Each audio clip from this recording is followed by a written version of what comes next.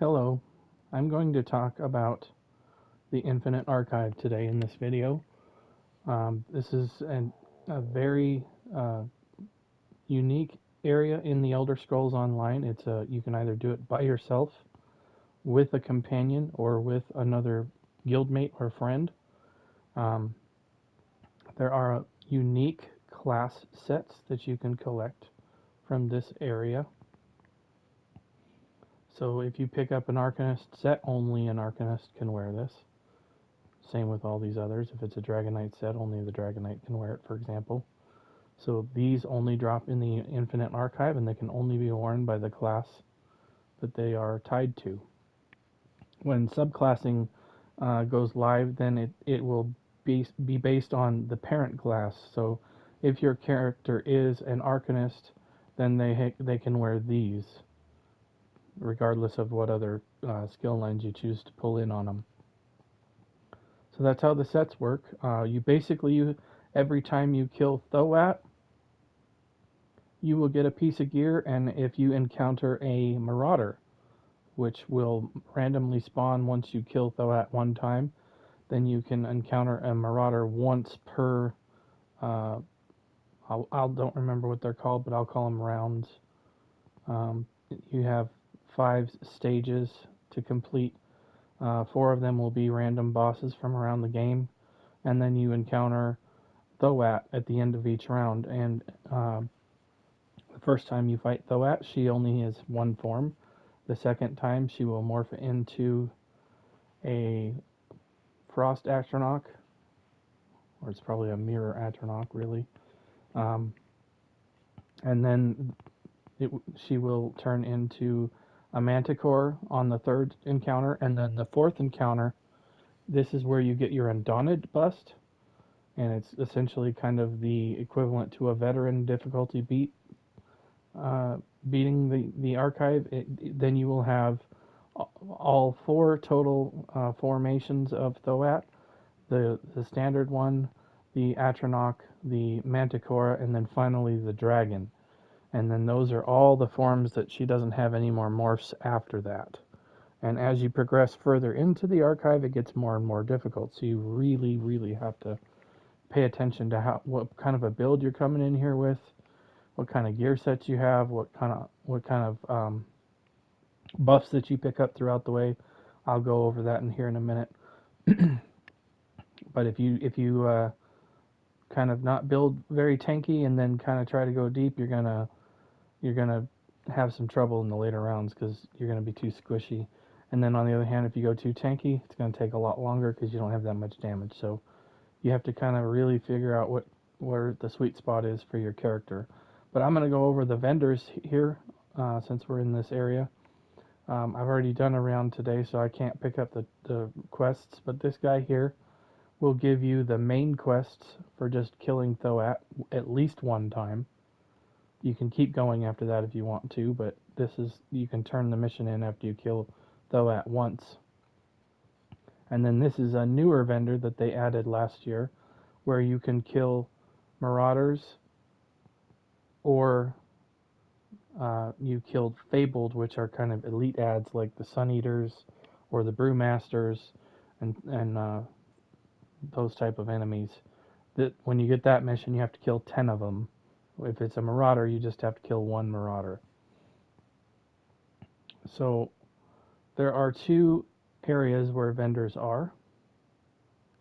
This is kind of the archive vendor here, and then over behind that big green panel there, or in front of it, I should say, is where the rotating vendor is. Now that vendor rotates every Tuesday, so you have an entire week to kind of work up your archive fortunes to buy stuff from there. But let's go over this merchant first. For Filer Teasers, you can access him, and then you can buy these alchemy and clothing and jewelry and all kinds of blacksmithing stuff. If you buy these provisionings, you could possibly get very elite uh, products. For example, if you buy the provisioning, I know that uh, Ruby Blossom drops from there, or Morning Dew. Now, granted, it is a very low chance drop rate, so it's not going to be like you buy one and you get one kind of thing. But you can turn your Archive of Fortunes into this stuff if you want. And then they have these style pages here that drop out of here. So if you just like the look of some of the class sets, but you don't like what they functionally do, you can buy class set pages here. This right here just turns your Archival Fortunes into gold. So if you don't like anything that the archive has to offer, you can literally just turn your Archive Fortunes into gold. Each box is worth 5,000 gold, so you can do that if you want. And then here is the furnishing section. You get the drying rack for paper, an apocryphal pedestal, some tentacles, a window eye, an obelisk, an altar, an arch. There's a access totem of some kind. This is a very large furnishing, I will tell you. So if you buy this, you really got to make sure you've got a large area to place this one. And then they have the scribing altar if you want to purchase that for your house rather than going to the Scalarium. And then down here are defense buffs here. And this right here is a account-wide buff that you can buy. This gives you a little helper that you can bring along with your archive. I'll show you what that looks like here in a second. And then you can have account unlocks here. These are really nice to have, so I would recommend if you've never come to the archive, these should be the first things that you purchase once you unlock the achievement that is tied to getting these purchasable. I would buy these right away as soon as you can. These make your visions and your verses stronger. They also give you another choice for each of those categories, and then they also give you additional threads. There's a lot of good buffs here, and they're account wide. They don't drop off. They're for any character that you bring in. Once you buy them, they're on and they don't go away. This guy here, I'll show you real quick what he looks like. Got him set up in my tools here. So it brings up this big sun. It's a big kind of entrance and animation. And then you have this little watcher that comes around and follows you and does damage and knocks enemies around. So that can be helpful once you get that unlocked. So that was this vendor. So let's go over Filer Bracks. Filer Bracks has all of the item sets here that you can buy. These are curated per set piece.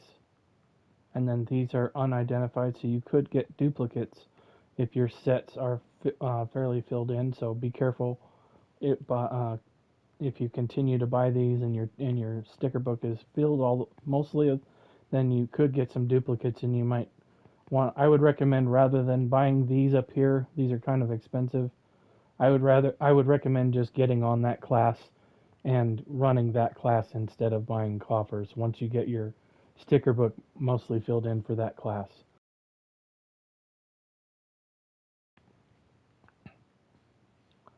So that's those two vendors. I'll go over to the weekly vendor and just kind of give you a brief organization or overall view of this. I know there are a lot of people on YouTube that cover this guy every week. Get the coins, I know. So here's basically the overview. You always have leads that rotate in here on the top two positions.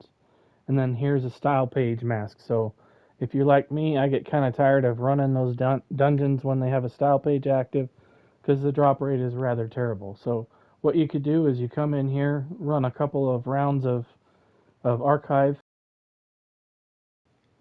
and instead running a dungeon 17 times and not getting anything, you could get a guaranteed purchase. Now, this is bound, so you cannot buy it and then try to go sell it on traders, so keep that in mind.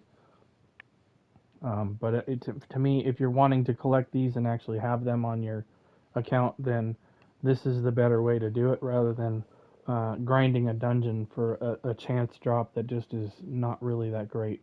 Something that really bothers me about this game is the overuse of the chance drop and not a method of having a guaranteed way of obtaining that. Now they added this in here, so this is nice. But before they started doing this, the mask drops were terrible. So I'm really glad they included this in the game so that you can get a guaranteed drop on this stuff. But here, this is kind of a new section that they started doing where they have blueprints and designs. These are um, rare, hard to get type or even brand new designs. I'm not sure. I'm not real up on the the furnishing aspect of this game, but these are pretty cheap to buy if you don't know them on your main character. Might be worth keeping an eye on the vendor to see if they drop something really good. Um, this is treasure map area. They always have at least a treasure map every week, and this week it's Curated, so um, I don't recommend going to Cyrodiil and doing treasure maps. They're just kind of a pain and not really worthwhile in my opinion. If you need gear sets out of there, there's better ways to obtain them. The chance drop from these is kind of, who knows. Um, but we have the companion gear. There's typically 5 different categories. There's light armor, medium armor, heavy armor, and then they'll do a jewelry and a weapons. So I know that companion gear is kind of out of control price-wise in terms of on the traders. I personally am not going to pay $500,000 for a piece of companion gear that is going to make a very small monumental effect on my companion. That's, let's face it, they're not optimal by any stretch of the term. Even if you get them in purple gear, they're just really not that big of a game changer. And so I would say if you want to try and get your companions up to optimized gear, give this a shot. I've gotten several not so good pieces out of here, but I've also gotten some ones that I actually wanted. So um, I would say maybe 30 to 40% of the time I get a good piece, but I would say start with the jewelry. The jewelry is definitely the best category that you can go for this because you're not dealing with weights or different kind of weapons or whatnot. You're only dealing with the jewelry and the trait, so the option table is a lot smaller to hit an optimal piece. And then you've got Tales of Tribute here, and then uh, some books that you can buy. Not really my thing there. Um, and then these are rotating scribing scripts. They have scribing scripts in here every week as well that rotate. And then they've got a collectible from Overland as well as some of the bonuses that you can get from the archive itself. So those are the vendors. Those are the in archive buffs that you can purchase. There's a trunk there to loot there. There's a couple of things you can loot. Depends on how much of a looter you are. I like to get lockpicks as often as I can. But the other thing is you can get some things here by doing the actual archive. So I'm gonna go over the achievements here. There's body markings.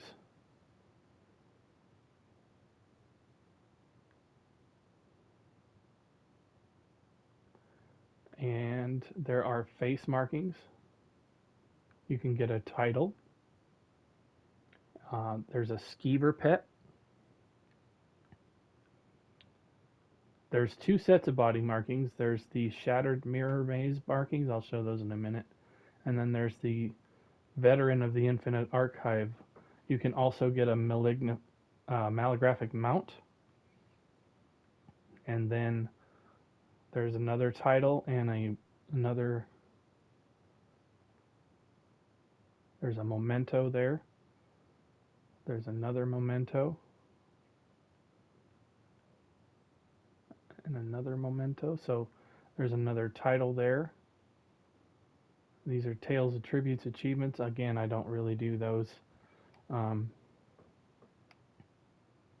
More markings. So let's just go into the collections here and I can show you what this stuff looks like. I'll show you the mount first because that was kind of, I think, one of the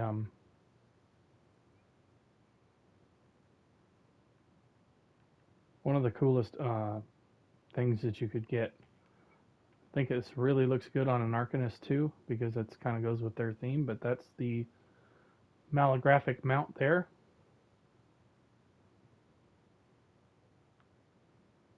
And there's the run animation if you guys care about that. So let's go into the mementos.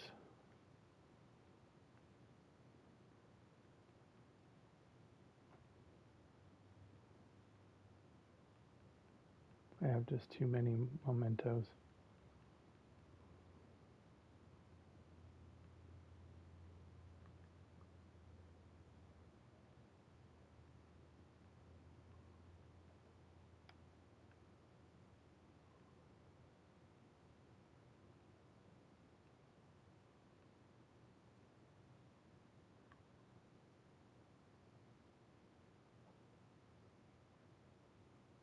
Yeah, here's a memento here, for example, that you can get.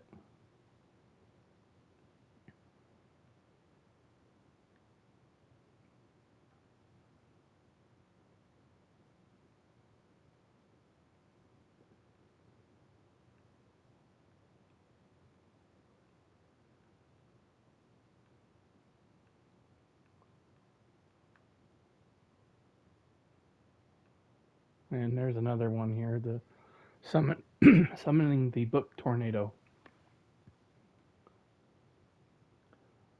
So those are a couple of things that you can obtain. Oh yes, the face markings and body markings. Let's go look at that. That's in the appearance area. Head markings.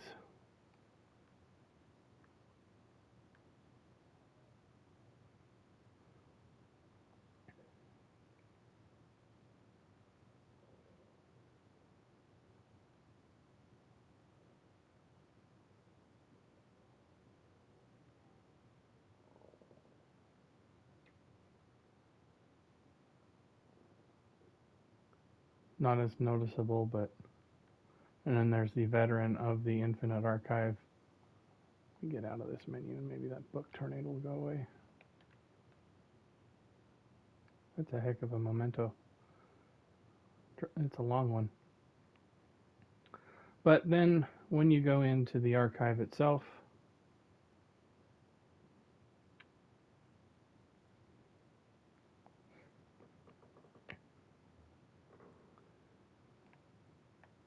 now once you trigger this ball here, that's when the enemies will come out. And you have to just clear the area. There's 3 rounds of enemies per area, and these are completely random for what you'll get when you start the round to begin with. Then they're really easy, but then they get more difficult as you go through. And again, that's another way to get over the land gear. They drop from the boss coffers as well, and those rotate with the vendors each week. So that can be another objective of coming in here and farming. But that's how you basically run the Infinite Archive. And there's also a leaderboard. So if you go to Journal and go to Leaderboard, you come down here, there's a weekly leaderboard, and then there's an all-time leaderboard here. Some really crazy guys have gone in and gone really deep on these. Arc 14 takes quite a while to get to. Even Arc 8 takes a long time, so it can be really fun. And then it's even funner, I think, when you bring in friends with you and you get some really big buffs. Like this right here is going to increase my in-class abilities by 65%. So that's kind of an example of having those account-wide buffs. They make them stronger. And then I also had 3 choices to choose from. And then when you finish your round, if you need to repair your gear, or you can purchase buffs here from these guys here. You can repair your gear if you want to, or if you got inventory issues, you can sell stuff to him as well. Don't forget there's also urns and things to loot everywhere in here.